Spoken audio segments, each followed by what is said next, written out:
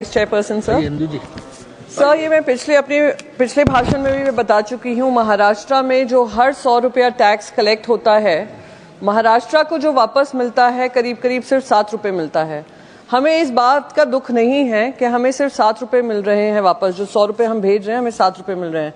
हमें खुशी इस बात की होती है कि महाराष्ट्र का एक बहुत इंपॉर्टेंट जो टैक्स कलेक्शन रेवेन्यू है, बाकी सारे राज्यों में भी विकास को लेकर प्रतिबद्ध हैं हम सब।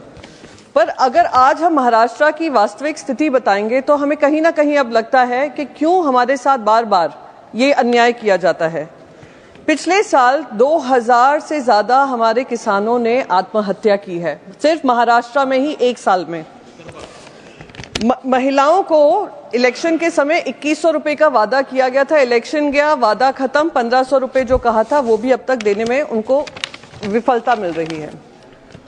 करीब 17% ऐसे लोग हैं जो बिलो पॉवर्टी लाइन हैं, 17% महाराष्ट्र में। अनएम्प्लॉयमेंट जो है 10% के दर से ऊपर है, और जो सैलरीड एम्प्लॉयज हैं वो भी घट गए हैं। मैडम, जब पुलिस जॉब्स की नौकरी का एड आता है तो उसमें लाखों की तादाद में लोग अप्लाई करते हैं, तो आप वास्तविक स्थिति समझ सकती हैं क्या है। सी लेवल के जॉब्स भी जो हैं उसमें लाखों की संख्या में एप्लीकेशंस आते हैं।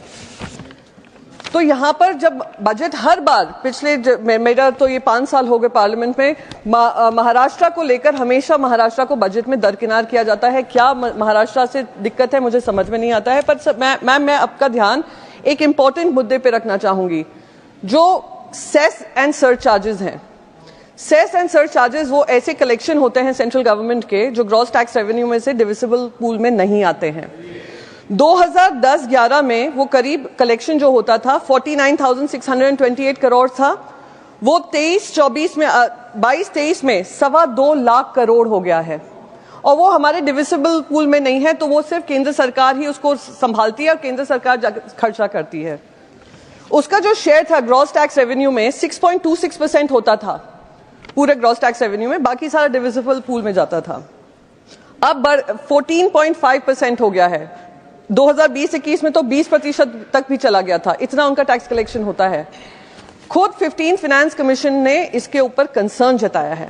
उन्होंने कहा है कि स्टेट्स को जो पैसा आता है उनके पास कम होता है, और उस वजह से ये जो सेस और सरचार्जेस बढ़ते जा रहे हैं उनका हिस्सा नहीं मिलता है। इस पे कंसर्न जताया है।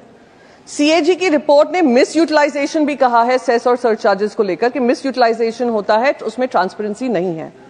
मेरी बस एक ही मांग है कि सारे राज्यों के साथ इंसाफ होना चाहिए। ये जो सेस और सरचार्ज बढ़ते जा रहे हैं उस पर पाबंदी लगानी चाहिए, या तो रिस्ट्रिक्शंस लाएं, रैशनलाइजेशन लाएं, या उसको खत्म करें, और अगर खत्म नहीं कर सकते हैं तो उसको भी डिविजिबल पूल का एक हिस्सा बनाएं। बस इन्हीं शब्दों के साथ मैं अपनी बात खत्म करना चाहूंगी।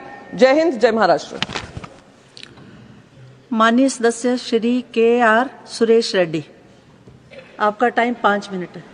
धन्यवाद ma'am. The finance bill is a grand finale for the budget session, ma'am.